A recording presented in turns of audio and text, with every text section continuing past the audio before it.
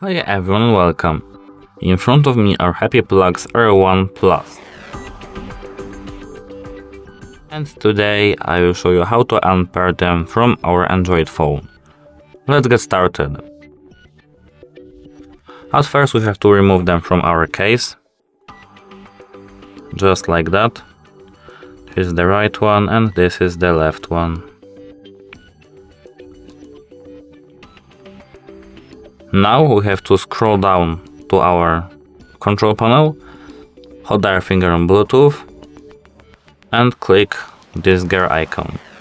Now we have to click forget and forget device. Now our headphones are disconnected from our phone and unpaired. That's it for today. Like and subscribe for more these types of videos and hope it helps for you. Goodbye.